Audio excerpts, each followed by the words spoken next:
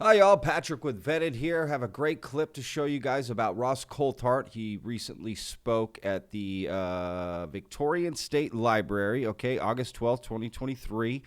And he told a great story, very interesting, and showed a military patch and then asked the crowd to help him decipher it. So we're going to watch the clip, and then I did some digging on the patch, and we're going to go over that after the clip. So stick around. Let's jump into the clip. Ross Coulthart. Again, I'm a big fan of Russ Coulthart, okay? So let's jump in here. Can we please show the patch, Josh? I did a Need to Know vodcast a few weeks ago, and I talked about a guy whose relative worked at Area 51. And there were a lot of skeptics and debunkers at the time who said, he didn't put the patch up that he referred to on the podcast. And the guy was so angry that I'm using this, by the way, to talk about the dilemma of witnesses. Because the guy who has allowed me to talk about this was so angry that there was the usual spite, malice and bitchiness from so much of UFO Twitter that he said, fuck him, I'm going to allow you to run it. You can... UFO Twitter, he's not wrong. You can run it. This is a patch of a relative of a guy that approached me who had... Okay, to be fair, if you're going to tell a story like that, and you're going to talk about this patch, it would be nice to show it. Now, granted, asking you nicely would have been the better way to do it, of course, which I think is what he's getting at. So, yes, we all could, learn to take a deep breath about UFOs and, just be friendlier to each other about this, right? If the road to disclosure is just full of infighting and bitching and we're only going to get the worst people along that road with us, right? So we do need to be more understanding of things, right? It does keep people from coming out, but at the same time, there's nothing wrong with asking for evidence or proof or anything. Just nicely, both ways. That's all it is. We just have to be decent to each other. All right, let's jump back in. Sorry. Given evidence to Arrow, the all-domain anomaly. Talk about the dilemma of witnesses. Because the guy who has allowed me to talk about this was so angry that there was the usual spite, malice and bitchiness from so much of UFO Twitter that he said, fuck him, I'm going to allow you to run it. You can run it. This is a patch of a relative of a guy that approached me who has given evidence to Arrow, the all-domain anomaly resolution office. And I'm only going to put it up for a little while, and then we'll put the close encounters thing down again, and we'll talk about it at the very end. But you're all given the duration of my speech to crack the secret behind the patch. Okay? I think we cracked it. So stick around. Let's jump in. There's a really interesting story there, and it's quite hilarious. But what it goes to is what this person, and very, very convincingly now, on the basis of information he's provided me privately, convinces me that this is a patch for a team at Area 51 that are involved in reverse engineering. And more importantly, the story that he told me that I related in my vodcast with Bryce Zabel, Need to Know, an exemplary vodcast, if any of you are interested, was that this guy's relative had been working, I can actually tell you a little bit more about him. He had been working as a data configuration specialist at Area 51. He collected data from engineering tests and was in charge of storing it inside large, secure vaults. And he had access that others didn't have in that regard.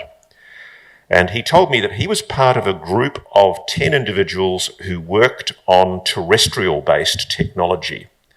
But there were specific groups, he alleges, within EG&G, they are the former administrators of Area 50, EG&G, remember that.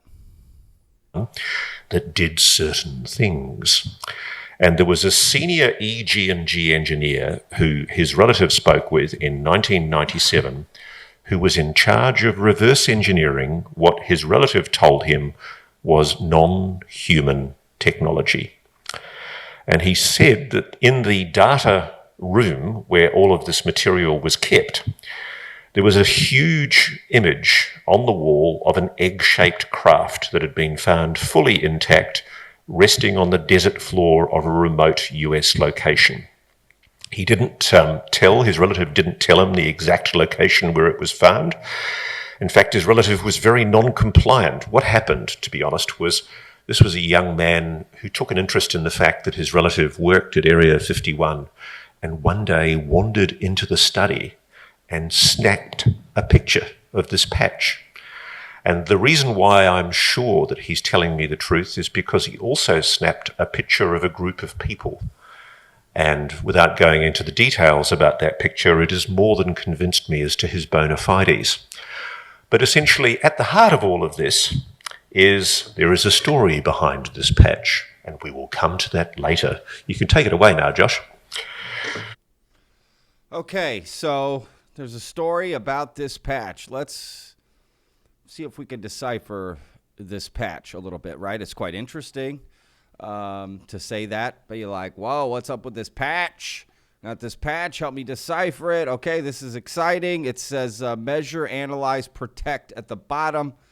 We've got a series of numbers here. That's the first thing that stuck out to me, and I quickly Googled that, and it turns out that is, it stands for 201. It's binary numbers, and Star Trek the show, the original series, named the first episode of their second season those numbers, 11001001. So Star Trek used that as the name of the episode because it was season 2, episode 1, 201. So take that as you will. That doesn't mean anything. I don't know if it's common knowledge, but it's definitely people in the military, science, even NASA, they will include things like this on little things they're doing. So that doesn't mean like, oh, it's fake because of the Star Trek thing. Not at all.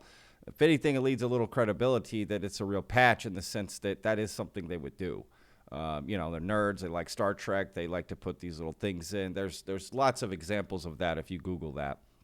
Just Google like NASA engineers, government employees, scientists, like using, pop culture references in the things that they create. Inventions, little, what do they call them? Eggshells, not eggshells. Anyway, forget what those are called. So anyway, all right. So looked into this patch and went on Reddit. Of course, they were already looking into it and found this. Turns out this patch was put up on eBay, and it says Area 51 Groom Lake EG&G employs only CIA Special Programs ultra rare patch. All right, so that's interesting. And as I read through this further, I found that the patch was also here on this random ass website. Look at this, sovietawards.com. Not secure. Yeah, I don't feel secure being on here. It says not secure on my thing. This is such a random site. Look at this thing. But there's the patch, man. So pay attention to this sort of white, right? It's like on white. It's in a little plastic thing. Look at the reflections here, okay? But this is the patch. You get a nice, clear image of it. Right, there's the numbers, a little lightning bolt down the middle, these things, not sure what they are, and this, the moon maybe or something. Measure, analyze, protect. So 201, right? Why would you have 201 and this over it? Not sure. Anyway. So this says, do you want to own the ultimate Area 51 item? Then look no further. The patch was given to members of a small EG&G engineering group inside Area 51 in the year 2000. I was part of that group. 100% original and authentic. I have never seen this patch offered anywhere else before. Excellent condition. Been stored inside a plastic sleeve. Make your best offer. Keep in mind that I will not let this go for nothing. This isn't some reproduction. It was specifically designed and handed out to engineers inside Area 51. Obviously, I'm not really asking $900,000. I just wanted it to be seen more. Don't hesitate if you have questions. UPS shipping, fully insured and signature required. It's included with your purchase. Shipping within U.S. only. No returns. Buy with complete confidence. Okay. Yeah, because it's listed for $900,000. This is interesting. So this person is making the claims. They were part of this small engineering group. Okay. So now, this picture right here, this is from the conference itself, right? And you can notice there's later on, there's a video of Ross at that same event sitting in this chair. Okay, so this is the thing. I verified it. Okay, so this is a screen behind him. And someone snapped, this photo. And, I mean, this is odd. I got to admit, this is super odd.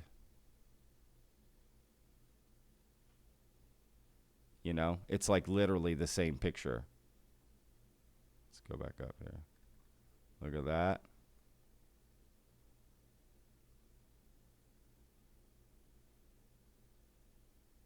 Well, hang on a second. Might be a different picture. Look how this goes all the way to the edges. This does not. But I found another picture where this is. You see this? Same site, different picture. Same thing. Not a look at this. This is a different thing. Engineering group patch, 10 grand. This patch was specifically designed, produced, and handed out to members of a small EG&G reverse engineering group inside Area 51 in the year 2000. Belonged to a family member and given to me. 100% original, authentic, not a reproduction or novelty patch. Been stored inside of a plastic sleeve and is in excellent condition. It's the only one I have. I don't have multiples. Basically the same thing. I've never seen this offered anywhere else before, so that's interesting. But this is a different picture. And this is the one used at the conference right here. So the same story checks from this post of this thing, right? It was a family member given to me. But this one is interesting. It's a different version, and this says I was a part of that group. So are there two patches floating around? And this was a group, right? This is another person. But why would they have it on the same? I mean, they used all the other same wording, right? All the other supporting, like, you know what I'm saying? This isn't some reproduction. It was specifically designed and handed out, I'm just saying. Just specifically designed, he had it produced and handed out. I'm just saying, it's just like, it changed the story. I don't know. All that's funky, right? All of that's just very funky for this story, for this patch. Doesn't make this guy seem credible, or is he?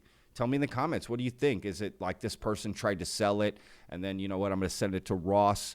They changed the story. They lied a little bit. First they said they were in the group, or maybe that person did it, and then the other person took over the account and used the same wording. Again, I don't know. Just seems fishy. Nothing's adding up here. Does this mean this is a real military patch? I mean, nothing about this patch says reverse engineering UFOs, right? There is something about this circle and that circle being on opposite ends, right? This sort of, over here we have binary, and over here we have non-binary, right? So I don't know. I mean, that's what it is, right? Binary code and non-binary. What does that mean? The stars, right? This just could be anything, okay? It's a pretty, I just don't know, right? I don't know if we'll ever know. So we need more information on this, what it was. Is the story real? Because, again, none of this post says reverse engineering UFOs or anything like that. You figured you would put that if you were selling it. Oh, it does say Reverse Engineering Group. So I guess they're making you believe it's UFO, but there's no mention of UFOs, aliens. And see, this one right here just says engineering. UFO military. Oh. Okay, that's interesting. I didn't notice that before. That does have UFO there in the top. See, this is just all weird, man. I'm just telling you. Of course, this website's weird, but it is posted on here. So with Russian Soviet war, why that? Like, it's just something not adding up here. So yeah, guys, tell me in the comments what you think. Find more about this patch. Let me know. Please post it. Let's get to the bottom. I don't know. All right, guys. Thanks for watching.